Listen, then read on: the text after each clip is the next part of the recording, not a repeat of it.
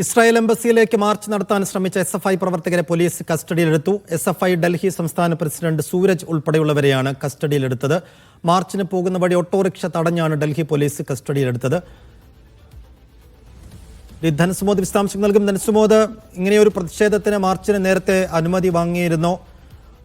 ഇത് ഓട്ടോറിക്ഷയിൽ പോകുമ്പോൾ മാർച്ചിന് തന്നെയാണ് പോകുന്നതെന്ന് എങ്ങനെയാണ് പോലീസ് മനസ്സിലാക്കിയത്? പ്ലക്കാർഡ് അടക്കമുള്ള സമരത്തിനുള്ള പ്ലക്കാർഡുമായിട്ടായിരുന്നു ഈ എസ്എഫ്ഐയുടെ ഭാരവാഹികൾ സമരവേദിയിലേക്ക് എത്തിയത്. അവർ ഖാൻ മാർക്കറ്റ് മെട്രോ സ്റ്റേഷനിലെ 1-ാം നമ്പർ ഗേറ്റിലെത്തിയ ശേഷം ഇവിടുന്ന് അടുത്ത എംബസിയിലേക്ക്, ഇസ്രായേൽ എംബസിയിലേക്ക് മാർച്ച് ചെയ്യാം എന്നായിരുന്നു കരുതിയിരുന്നത്. പക്ഷേ അവർ കരുതുന്നത് അവരുടെ ഫോൺ ടാപ്പ് ചെയ്തുകൊണ്ടായിരിക്കാം അവർക്ക് ഇത്തരത്തിലുള്ള ഇൻഫർമേഷൻ പോലീസിന് കിട്ടിയെന്നുള്ളതാണ്. ഏതായാലും പ്രധാനപ്പെട്ട 2 നേതാക്കന്മാരെ ഇപ്പോൾ പോലീസ് കസ്റ്റഡിയിലെടുത്തിരിക്കുകയാണ്. രാജാജി മാർഗിൽ വെച്ച് റോഡിൽ വെച്ച് തന്നെ തടഞ്ഞായിരുന്നു, ഓട്ടോറിക്ഷ തടഞ്ഞായിരുന്നു ഈ 2 പ്രധാനപ്പെട്ട നേതാക്കന്മാരെയും കസ്റ്റഡിയിലെടുത്തിരിക്കുന്നത്. ഒന്ന് സംസ്ഥാന പ്രസിഡന്റ് സൂരജ് എളമോൺ, ഇതുകൂടാതെ സംസ്ഥാന ജോയിന്റ് സെക്രട്ടറി എന്നീ 2 പേരെയാണ് ഇപ്പോൾ കസ്റ്റഡിയിലെടുത്തിരിക്കുന്നത്.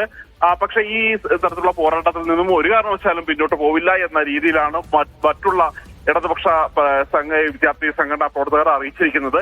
അതനുസരിച്ച് തന്നെ ഖാൻ മെട്രോ സ്റ്റേഷന്റെ പല ഭാഗങ്ങളിലായി ഇപ്പോൾ ഇവര് ഒത്തുകൂടിയിരിക്കുകയാണ്. അതനുസരിച്ച് ഇപ്പോൾ ഇവരെ കസ്റ്റഡിയിലെടുക്കാൻ ഖാൻ മാർക്കറ്റ് മെട്രോ സ്റ്റേഷന്റെ പുറത്ത് ഡൽഹി പോലീസും എത്തിയിട്ടുണ്ട്. ശരി ധൻസുമോദ്, ഇപ്പോൾ എസ്എഫ്ഐ പ്രവർത്തകരുടെ പ്രതികരണം വന്നിട്ടുണ്ട് അതിലേക്ക്. വൈസ് പ്രസിഡന്റാണ്. നമ്മൾ ഇവിടെ നിന്ന് പലസ്തീൻ ഐക്യദാർഢ്യത്തിനായിട്ട് മാർച്ച് ചെയ്യണമെന്ന് വിചാരിച്ചിരുന്നതാണ്. പക്ഷേ വഴിയിൽ വെച്ച് തന്നെ എസ്എഫ്ഐ സംസ്ഥാന പ്രസിഡന്റായിട്ട് സൂരജ് എളമോനും എസ്എഫ്ഐ സംസ്ഥാന ജോയിന്റ് സെക്രട്ടറി ആയിട്ടുള്ള മീന ഫാത്തിമേനെയും പോലീസ് ഇല്ലീഗലായിട്ട് അറസ്റ്റ് ചെയ്യുകയും ഡിറ്റെയിൻ ചെയ്ത് കൊണ്ടുപോവുകയും ചെയ്തിട്ടുണ്ടായി. നമ്മളിപ്പോൾ ഗ്യാദർ ചെയ്തിട്ട് വീണ്ടും മാർച്ച് ചെയ്യാൻ വേണ്ടിയാണ് ശ്രമിക്കുന്നത്.